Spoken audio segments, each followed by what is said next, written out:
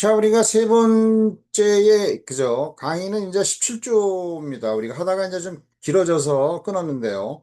제 17조 상업사용인의 의무죠. 이 상업사용인의 의무는 우리가 05년, 07년도 옛날에는 좀 나왔는데 독자적인 문제로 출제되지 않고 문항으로 한 문항씩 들어가는 걸로 나오다가 24년도에 우리가 출제가 됐습니다. 시험에서는 우리가 10년부터 뭐 15년 사이에 나왔던 걸 다 분석해서 나오는 어떤 그쪽보다는 최근의 형태가 그렇다고 그랬잖아요. 25년, 그죠? 25년 시험에 출제가 되고, 그 다음에 뭐가 출제가 돼요? 24년, 23년, 요 3년간을 보고 조금 더 길게 가면은 우리가 22년, 21년까지, 20년도 한 5, 6년 정도를 살펴보기도 하지만 거의가 이제 2, 3년 정도고, 경우에 따라서는 이제 25년도에 시험에서 우리가 출제되지 않았으니까 24년도에 출제됐던 게 26년도 한 1년 정도 사이에서 또 다시 출제가 되고 있고 있죠. 상업사연에 관한 문제는 굉장히 중요한 부분이고, 전체적인 어떤 것을 분석했을 때는 전반적인 문제가 나올 수가 있지만 의무도 나올 수 있다는 거. 24년도로 놓고 보면. 그래서 이제 지배인한 문제, 의무한 문제, 전반적인 문제. 전반적인 문제로는 문항으로 들어가는 경우가 많았었는데 24년도에 나온 게 바로 그 얘기입니다. 24년도에 나왔기 때문에 우리가 최근에 나온 거는 또다시 그런 형태로 나올 수 있겠다. 그래서 대비해야 된다라고 하는 것이죠. 그래서 이제 그 대비입니다. 대비하는 경우도 이제 조문 중심으로 공부하면 되겠다라고 하는 거죠. 17조. 우리가 이제 법률에 한해서 시험에 출제가 되겠다. 법률에 한해 범위에서라고 하는 것이 금감원에서 발표잖아요. 그럼 그 법률이라는 게 뭐라고 그랬어? 상법전이죠. 상법전의 범위에서 90% 이상 조문 그대로 나오고 있는 거죠. 24년도는 조문 그대로 다 나왔습니다. 그래서 한 90% 이상이 조문 그대로 나오고 있기 때문에 조문 중심으로 공부하면 이제 고득점이다. 까다롭게 우리가 상법 이론 다 공부할 필요가 없다라고 하는 거죠. 조문을 공부하면서 필요한 내용에 따라서 조금씩 상법 이론을 공부하는 것이 합리적인 것이고 그렇게 공부하면 우리가 최소한도 뭐 한 3, 4개월 이상은 우리가 상법에 투자하는 시간을 줄일 수가 있다라고 하는 것이고 초시생도 우리가 얼마든지 공부해도 고득점할 수가 있다라고 하는 거죠. 조문 중심이기 때문에. 자, 17조를 보겠습니다. 17조에 보면은요, 제1항부터 이제 살펴보는 거죠. 상업 사용인은 영업주의 허락 없이, 허락이 있으면 상관이 없는 거죠. 허락이라고 하는 거는 우리가, 뭡니까? 명시적으로 허락하거나 묵시적으로 허락하면 된다라는 게 주로 많이 나오는 그 내용들이죠. 그래서 명시나 묵시로 허락이 있으면 상관이 없는데, 금지 의무가 없는데, 허락이 없는 경우 금지 의무가 있다. 그래서 금지 의무는 뭐냐면 자기 또는 제3자의 계산으로 영업불에 속한 거래를 하지 못하도록 금지. 본인인 영업주의 영업불에 속한 거래 금지입니다. 이게 하거나 회사의 무한책임사원 이사 또는 다른 상인의 사용인이 되지 못한다라고 하는 거죠. 이건 특정지위 취임 금지인데 상업사용인의 특정지위 취임 금지 의무를 충시 의무라고 설명하고 있어요. 그 이유는 뭐냐면 다른 회사 다른 경우에 경업금지 의무 대리상이라든가 무한책임사원 이사 등의 그 경업금지 의무의 경우는 동종용업에 하나인데 여기 이 경우는 동종 이종 가릴 것 없이 특정 지위에 취임을 못한다고 해서 충실 의무라고도 얘기합니다. 이 두 가지 의무를 부과하고 있다. 그대로 조문으로 나오고 있는 거죠. 사용인이 되지 못한다 이렇게 이제 나오는 어떤 부분들이고요.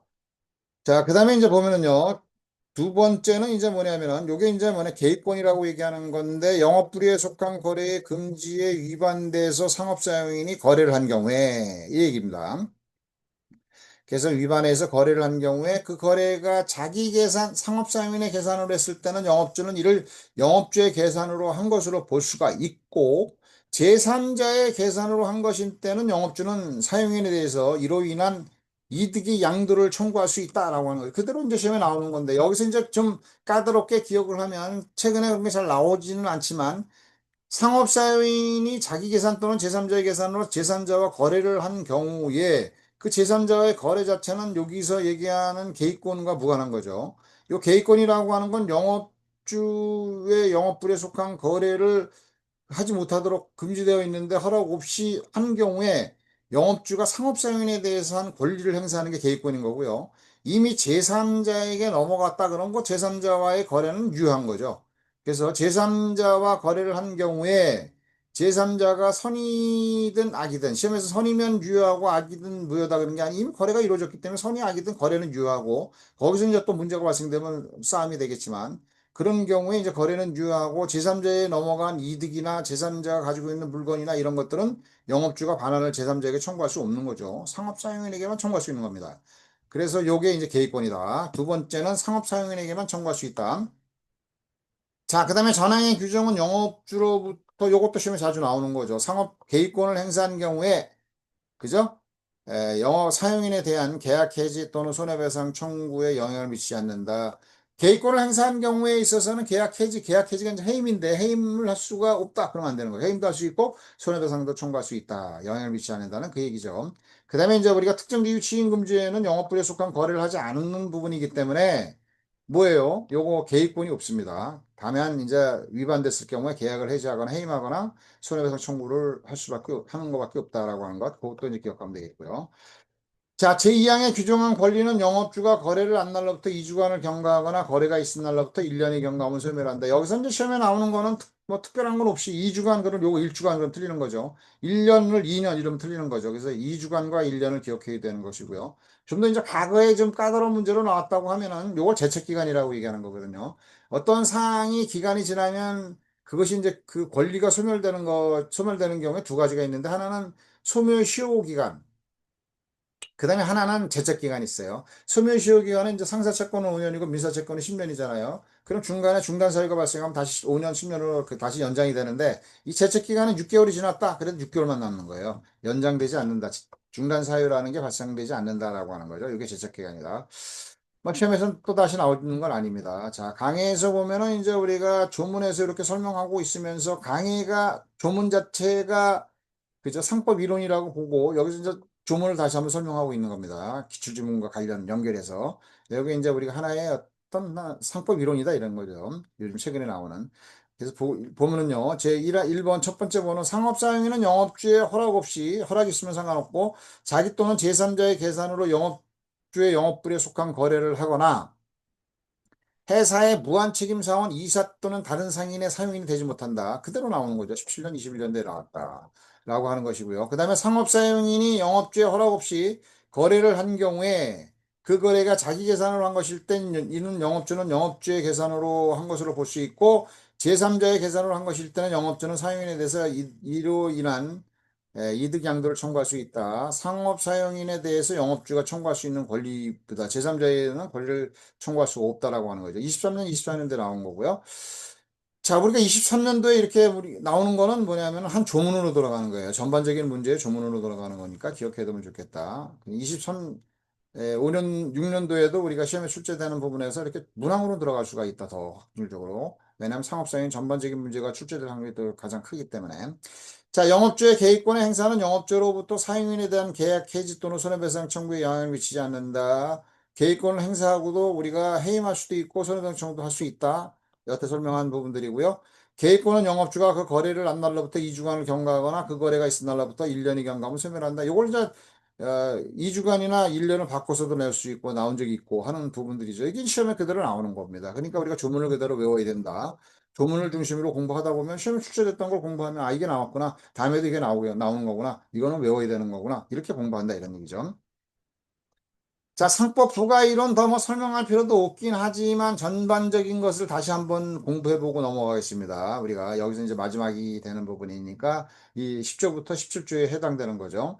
상업 사용인의 의무는 본인의 영업불에 속한 거래 금지 의무와 특정 지위층 금지가 있다. 이건 이제 앞부분은 이제 전반적인 문제는 아니고 이제 의무에 관한 건데요. 먼저 설명을 해보고 충실 의무라고 얘기한다고 그랬죠. 정력 집중 의무다라고도 표현한다라고 하는 거죠. 그거는 이제 동종이 좀 가릴 것 없이 우리가 취임을 금지하기 때문에 그렇다. 그다음에 영업불에 속하는 거래 금지, 영업주의 허락 없이 철학 있으면 상관없고 자기 또는 제3자의 계산으로 영업주 영업불에 속하를 하지 못한다. 그죠? 요게 이제 우리가 영업불에 속한 거래 금지. 상업사용인의 경업금지 의무는 영업주와 사용인 사이의 신뢰관계를 유지하고 영업주의 이익을 보호하기 위해서 상법상 특별히 인정된 의무이다. 요게 이제 이 5년도, 05년, 2005년도에 나왔어요. 20년 전에 나왔던 내용인데 지금은 또 안 나오죠. 거의 안 나오는데 어쩌다 한번 튀어나올 수도 있어요. 우리가 선생님들이 좀 열심히 공부한 분들은 이제 책에서 이제 내놓는 경우도 있는데 인정하는 의무이다라고 하는 거 취지죠. 우리가 금지 의무에 대한 어떤 취지. 그래서 요거는 이제 이런 의미다. 그래서 시험에 나온 적도 있다. 05년도에. 영업주의 허락이 있으면 공업금지 의무가 발생하지 않는다. 맞죠? 허락이라는 부분은 명시적, 묵시적, 사후 추인도 포함된다라고 하는 것이고요. 이것도 옛날에 다 나왔던 내용들인데 최근에 안 나오는 거죠. 영업주의 영업불에 속하는 거래 적용되는 경우죠. 영리적인 경우에 하나는 거죠. 근무 시간 외에도 경업금지 부담한다라고 하는 거죠. 근무 시간 이외에는 부담하지 않으면 근무 시간 이외에 언제든지 경업을 해당되는 어떤 거래를 하면 되니까 문제가 금지 의무를 둘 필요 없는 거죠. 거래는 이례적이든 계속적이든 상관이 없다라고 하는 것이고요. 이례적인 경우에는 뭐 적용되지 않는다. 이렇게 나오면 틀리는 겁니다. 적용되는 거죠. 이게 나온 적이 있어요. 오래된 얘기예요. 지금은 뭐 나올 확률은 거의 없는 거죠. 적용되지 않는 경우입니다. 영업주의 영업불에 속한 거래는 영업의 목적 거래를 의미하는 것으로 영업주의 이익과 충돌을 염려가 없는 행위는 제외된다. 이런 것도 문항으로 나온 적이 있는 건데, 많은 얘기고요. 그 다음에 영리성이 없는 행위와 영업을 위한 보조적 행위, 엄수표 행위의 경우 적용되지 않는다. 뭐 이런 경우가 옛날에 나왔는데, 최근에는 이제 우리가 엄수표가 없어졌으니까 이런 건 좀 내지는 않겠죠. 그다음에 이제 세 번째 이 부분은 좀 기억을 하고 넘어가겠습니다. 부동산 매매업을 하는 회사, 부동산 매매업을 하는 상인. 우리가 상인의 경우에 이제 자연인인 상인과 회사가 포함되는데 통상 지문으로 나왔을 때 상인 그러면 개별적인 상인을 얘기하고 그냥 회사로 이렇게 설명하는 경우가 많아요. 그래서 부동산 매매업을 하는 상인 또는 회사 똑같은 얘기죠. 똑같은 얘기는 아니고 이제 상인이 더 넓은 개념인데 이제 개별 상인을 얘기하고 회사의 지배인이 자신의 주택을 마련하기 위해서 토지와 건물을 매입하는 경우에 있어서는 자기 이익이 충돌되지 않잖아요. 그래서 허락받을 필요가 없다. 은행의 지점장에 돈 빌리는 행위, 그것도 이제 우리가 은행의 업무 중에 하나인데 자기 개인적인 일을 하는 거니까 충돌될 의무가 없다. 그죠? 허락받을 필요가 없다. 이런 얘기죠. 그래서 이게 다 문제에 나왔던 건데 3번 문항만 좀 기억을 하고 넘어가겠습니다. 요건 또 툭 튀어나오면 우리가 틀리면 안 되니까. 허락을 받아야 된다. 그 경우도 그럼 틀리는 거죠. 상업사용인이 영업주의 승인 없이 한 거래는 그 자체는 유효하죠. 의무 위반의 효과는 다음과 같다. 다 설명한 거죠. 개입권을 행사할 수 있고 손해배상 청구, 계약 해지를 병행해서 할 수 있다. 개입권을 행사하는 경우에 손해배상 청구나 계약 해지할 수 없다. 해임을 할 수 없다. 그럼 틀리는 거죠. 17조 2항에 관한 규정이 개입권이다라고 하는 것이고 이 개입권의 경우는 특정지위 취임 금지의 경우는 행사할 수가 없고 손해배상 청구나 계약 해지만 청구할 수 있다. 영업주는 상업사용인의 경업금지 의무에 위반한 경우 개입권을 행사할 수 있고 사용인에 대해서 계약 해지 손해배상 청구할 수 있다. 19년도에 나왔죠. 할 수 없다 이래가지고 많이 들어가는 것 중에 하나인데 19년도에 행사할 수 있다. 영업주가 개입권을 행사한 경우에는 상업사용인에 대해서 손해배상 청구를 하지 못한다. 이것도 이제 틀린 거죠. 개입권을 행사한 경우에 손해배상 청구 행사할 수 있다 그런 거. 24년도에 나왔다는 얘기죠. 영업주가 행사하지 못한다니까 틀린 지문으로 이제 된 거죠. 영업주가 개입권을 행사한 경우에도 상업 사용인에 대해서 계약 해지 손해배상 청구할 수 있다. 17조 3항. 개입권의 행사는 영업주가 거래를 한 날로부터 2주간을 경과하거나 2주간, 1주간, 1년, 2년 이런 식으로 틀린 기간으로 나올 수 있다. 이 기간은 제척기간이다. 앞서 설명했고요. 제척기간 이런 것들은 시험에 거의 나오질 않습니다. 자, 4번 문항입니다. 네 번째요. 상업사용인이 경업금지 의무를 위반해서 거래를 한 경우 그 거래가 제3자에게 선한 것일 때 영업주는 제3자에 대해서 그 거래로 취득할 이익 양도를 청구할 수가 있다. 틀린 거죠. 제3자가 얻은 이익에 대해서 얻은 물건 이런 것들은 청구를 못 하는 거죠. 반환 청구나 이익 반환을 청구할 수가 없죠. 그게 이제 1, 2, 3에서 설명하고 있는 겁니다. 그래도 한번 읽어보고 넘어가겠습니다. 영업불에 속하는 거래를 제3자의 계산으로 하는 경우는 그 거래는 유효하고 영업주는 상업사용인이 이로 인해서 얻은 이익에 대해서 상업사용인에게 반환을 청구할 수 있다. 영업주가 상업사용인에게 이득 반환을 청구하는 거죠. 영업주는 제3자의 계산으로 하여 상업성인 얻은 이익에 반할 청구할 수 있는 것이지 제3자가 취득한 이익이나 제3자에 대해서 그가 얻은 이득 양도는 청구할 수 없는 것이다. 상업사인이 경업금지 의무에 위반해서 제3자와 거래를 한 경우에 그 거래는 제3자가 선이면 유효하나 악이면 무효다. 옛날에 나온 적이 있는데 지금은 뭐 거의 나오진 않지만 틀린 거죠. 악이나 선이나 다 유효하다. 그 다음에 특정지 위치인 금지 의무, 충실 의무, 정력 집중 분산 방지 의무. 자, 보겠습니다. 상업사용인은 영업주의 허락이 없으면 동종 이종 관계도 없이, 동종 이종 관계없이 하니까 다른 대리상이라든가 무한책임사원 이사 등의 경우에 있어서는 다르잖아요. 그래서 그 경우 요거는 이제 우리가 충실 의무다. 사용인의 취임을 하지 못한다라고 하는 것이고요. 상업사용인 지배인은 영업주의 허락이 있으면 회사의 무한책임사원 이사 또는 다른 상인의 사용인이 될 수가 있지만 허락이 없으면 될 수 없고 상업사용인은 영업주의 허락이 없어도 다른 회사의 무한책임 사원 이사가 될 수 있다. 이게 틀린 지문이 되는 거고. 이런 식으로 나오는 거예요. 조문 그대로 나오는 거죠. 상업사행위는 영업주의 허락 없이 다른 합자회사의 유한책임 사원은 상관없어요. 그 경업 금지 의무가 없습니다. 유한책임 사원은 허락 없이 될 수가 있다. 이런 것도 나온 적이 있는데 뭐 우리가 뭡니까? 기억을 안 해두면 틀릴 수도 있어요. 뭐 유한책임 사원도 경업금지 의무가 있나 착각하는 거죠. 유한책임 사원은 원래 영업을 하지 않으니까 경업금지 의무라는 것 자체가 발생할 확률이 거의 없다라고 하는 거죠.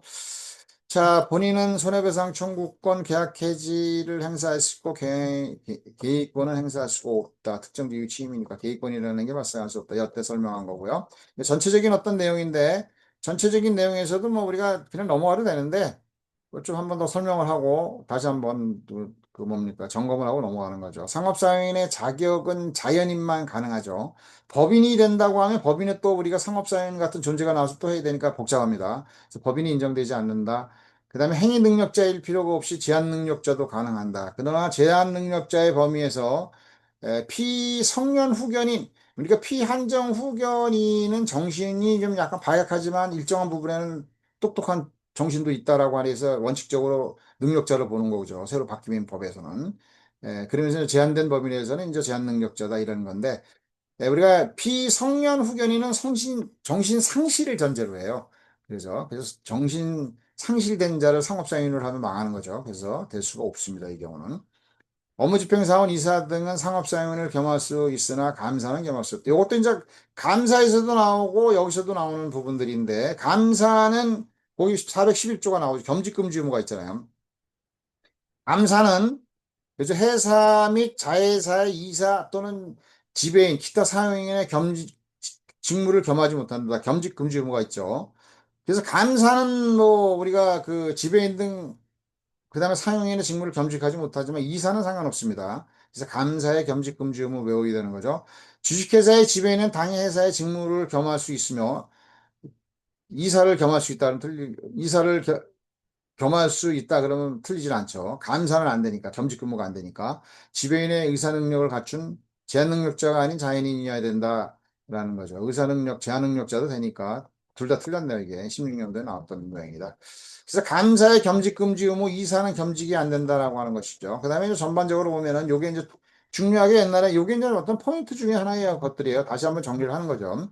지배인의 선임 중이면 등기사항이죠. 그러나 부분 포괄 대리권을 가진 상업사용인 점포 상업사용인 점원이죠. 그 다음에 표현 지배인 이런 경우에 있어서는 우리가 등기가 될 필요가 없는 거죠. 표현 지배인이라고 하는 거는 본점, 지점, 본점 또는 지점에서 본부장, 지점장 그 밖에 지배인으로 인정된 명칭을 사용해가지고 지배인으로 선임되지 않았으면서 지배인처럼 행동을 하는 자는 선의점자가 지배인처럼 느끼는 거죠. 이때 표현 지배인, 표견 지배인, 견자로 쓰지만 견을 안 쓰고 표현 지배인이죠. 외관의 법리에 입각하고 있는 것이고 그런 경우에 있어서 등기할 필요가 없는 거죠. 셋 다 등기가 안 된다.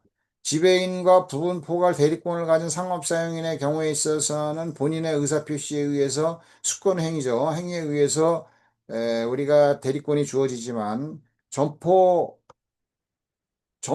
우리가 사용인 점원이죠. 물건 판매 점포 사용인의 경우에 있어서는 점포가 존재하고 거기서 권한이 다 주어지는 거죠. 할인 판매하거나 할부 판매하거나 외상 판매 이런 것들이요. 그런 것들을 할 수 있는 권한이 주어지는 것처럼 외상은 잘 안 되지만 하여튼 옛날에는 됐었어요. 최근에는 안 되죠. 그런 어떤 권한이 있는 것처럼 주어지지만 우리가 외관이 존재하는 거죠. 그 경우. 그래서 우리가 수권행위와 필요 없다. 수권행위에 의해서 선임되는 게 아니다라고 하는 거죠. 대리권을 우리가 수권행위에서 주어지지 않는다는 겁니다. 자, 우리가 그렇게 기억을 하고 까다로운 문제로 나온 적이 있어요. 또 나올 수도 있는 부분이죠. 지배인 외에 부분포괄 대리권을 가진 사용인의 선임 종이면 등기사항이 아니다. 표현 지배인도 등기사항이 아니다. 재판상의 행위는 이제 우리가 권한이 주어지지 않는다. 뒤에 나오네요. 지배인은 총지배인이라 할지라도 지배인이 지배인을 선임할 수가 없고 총지배인이 본점 지배인에서 영업할 수 있고 본점의 지배인은 본점에서만 권한이 주어지고 지점의 지배인은 지점에서만 권한이 주어지고 총지배인은 본점 지배인 다 주어지지만 총지배인이라고 해도 지배인을 선임하지 못하고 지배인 외에 부분 포괄 대리권을 가진 상업사용인이나 물건 판매 점포 사용인 점원을 선임해임할 수 있다. 이게 이제 다 조문이잖아요. 조문대로 나온다라고 하는 것이고요. 그다음에 지배인의 권한은 영업에 관한 재판상 재판의 모든 권한을 할 수 있다. 이것도 이제 지배인은 재판상에까지 주어진다라고 하는 거죠. 그러나 우리가 그 외에 우리가 부분포괄 표현 지배인도 안 되고 재판상 행위는 권한이 없잖아요. 부분포괄 대리권을 가진 사용인과 물권 변조부 사용인은 영업에 관한 재판상의 행위에는 영업에 관한 행위에 대해서 이제 권한이 주어지긴 하지만 재판상의 행위에 대해서는 권한이 주어지지 않는다. 그다음에 재판상의 행위에 대해서 권한이 주어지지 않는 이 부분 맨날 시험에 나오는 것들 중에 하나입니다. 우리가 26년도에도 나올 수 있는 거고요. 그런데 이제 여기서 중요한 부분이 이제 재판상의 행위가 뭐냐라고 하는 게 이제 그 시험에 23년도에 나왔잖아요. 그것도 이제 살펴보고요. 뒤에 이제 나오니까 한번 보겠습니다. 재판상의 행위에게는 이제 소송을 제기하고 소송 의뢰인을 선임할 수 있다라고 하는 거죠. 소송을 제기할 수 있는데 소송 의뢰인은 선임할 수 없다. 이런 게 나올 수 있는 거 재판상 행위. 그런 것까지 기억하면 되겠죠.